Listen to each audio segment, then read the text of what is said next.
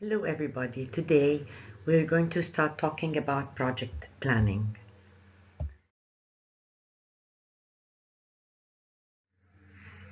First we need to talk about what are the steps of project planning. Whenever we do a project because there is a problem that we need to address. Therefore, the first step actually in project planning is identifying the problem. And when we identify the problem, we cannot leave the problem as is, but we start thinking of ways to solve the problem. And finally, and most importantly, is we also need to make sure that we have actually solved the problem.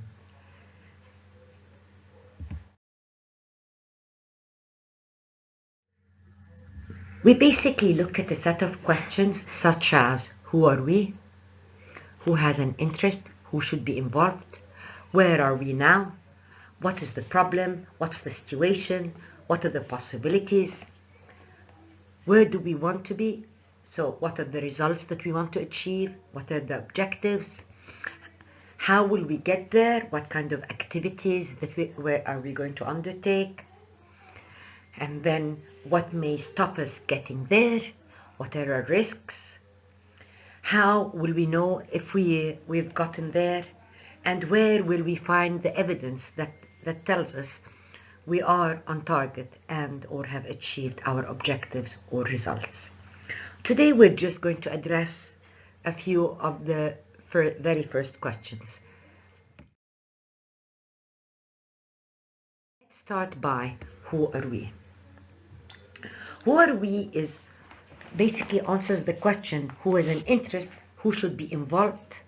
We need at this stage to define the framework and the subject of analysis. Remember, we spoke about contextual analysis, we spoke about field force analysis, we spoke about stakeholder analysis. Who are we going to analyze? What communities are going to be actually affected? Who else? Who are the stakeholders? These are things that we need to have in mind when we are talking about a project. Identification of problems faced by target groups and beneficiaries. That is, you cannot really address all the problems everywhere, but basically when we talk about a project, we talk about a specific community that is facing a specific problem that we're going to assist in its solution. One of the most important tools that we have to be able to identify the problem is called the problem tree. So, what is a problem tree? A problem tree is a way to identify the problem and try to figure out, is it a priority for the community or not? Maybe it's a problem that I have imagined or you have imagined. Number 3, is it really addressing real needs of beneficiaries, or is it something that we have just come up with without really understanding it? So,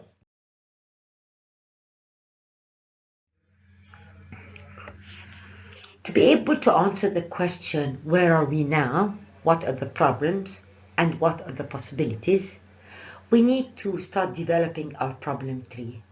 And our problem tree, there are many shapes of a problem tree, but our problem tree is a way of analyzing the problem itself in order to look at the root cause of the problem.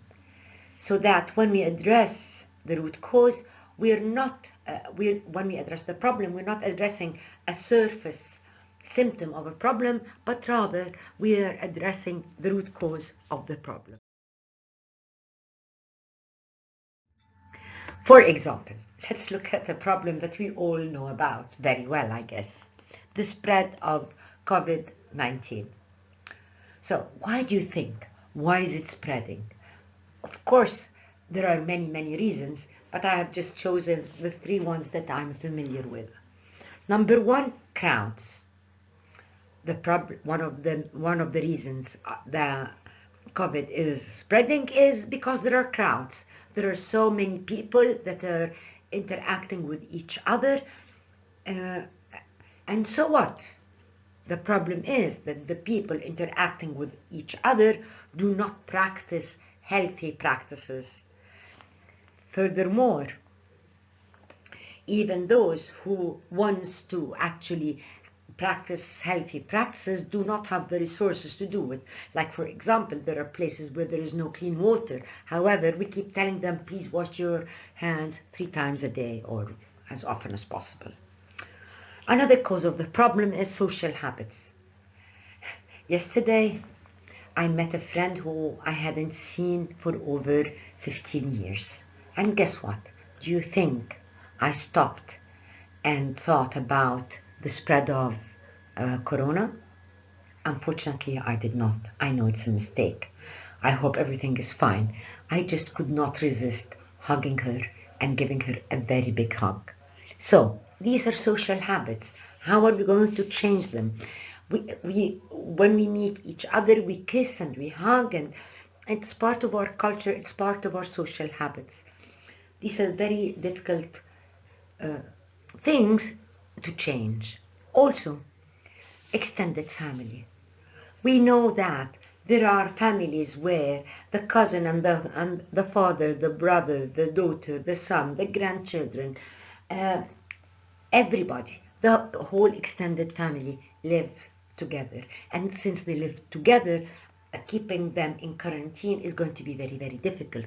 Or actually getting to social separation is going to be very, very difficult. Another problem that I don't know much about is lack of vaccine. But why is there lack of vaccine? If there were vaccinations, we would have been vaccinated and the problem would have ended. However, there is lack of vaccine. And why is there lack of vaccine? There is lack of vaccine because there has been no research. And why hasn't there been any research? Because it's a new virus that nobody has seen.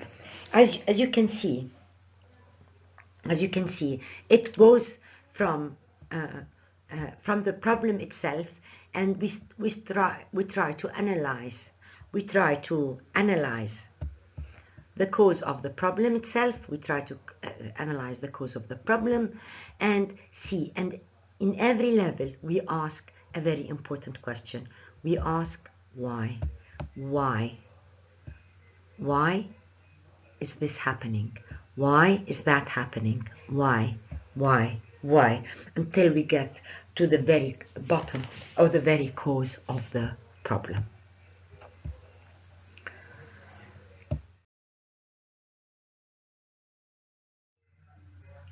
So, when we have identified the problem, we need to be looking at how are we going to address these problems. So, when we develop a problem tree, we develop a problem tree. We have identified the problem and have identified the reasons for the problem. Excuse me for this sort of messy thing. But now we know the cause. Now that we know the cause, we need to start thinking of what are we going to do? What are objectives? What are options? What are we going to do?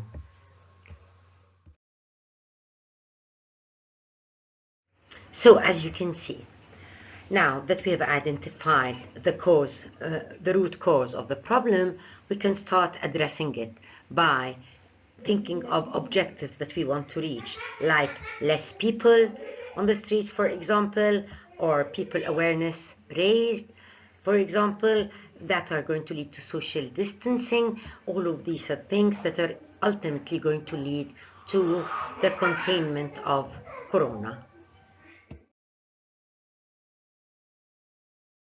Results chain. So what's results chain?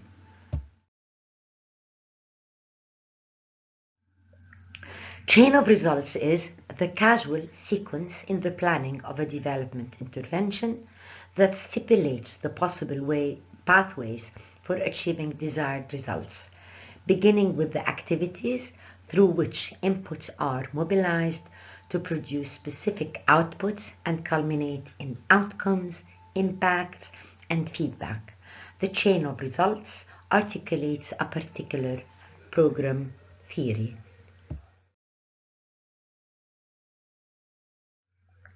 So, how will we get there? Again, if we want to contain COVID-19, we need to have social distancing, and to be able to have social distancing, we need less people on the streets, and we need people awareness of raised and of practices, of healthy practices.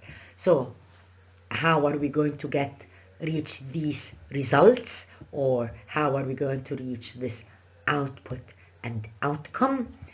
What we do is we do a series of activities. We do a number of activities. So basically, a results chain is something that looks like this. If we were in class, I would have had you actually develop a results chain like that, where activities logically lead to short-term results, or what we call outputs, and then a combination of these would lead to medium-term results, which are called outcomes, and a group of these would lead to the final required impact or result.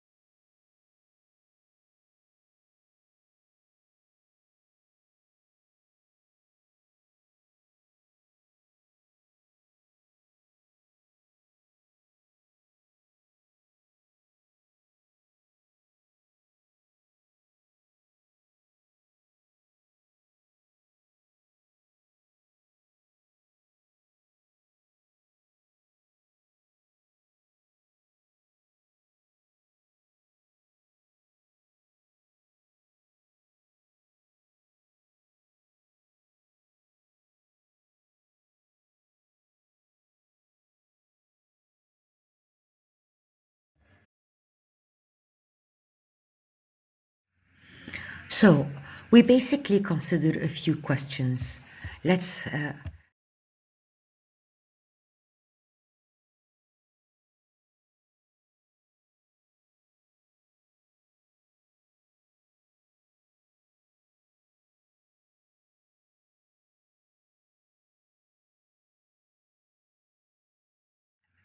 look at them. The first question we ask is why?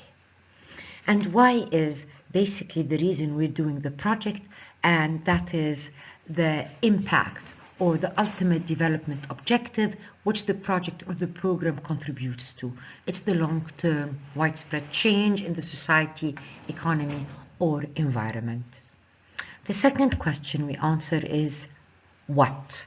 And when we talk about what, we're talking about short-term and medium-term results that are outputs, which are the most immediate result of activities, and the link to project outcomes is usually fairly direct and obvious. The second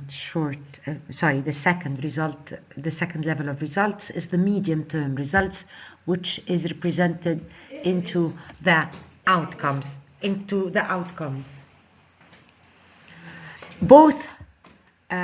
Both outputs and outcomes lead to the achievement of the impact. The third question we ask is how? How do we actually do that? And we do this through activities which first of all require inputs, which are the financial, material and human resources that we use to actually perform activities, which are the concrete interventions or tasks that project personnel undertake. And both inputs and activities lead to creating outputs. It is important to note that outputs, outcomes and impacts are what we call results, whereas inputs and activities are what we call implementation. So the implementation is the activities, and we do all of this implementation to achieve results. Let's look at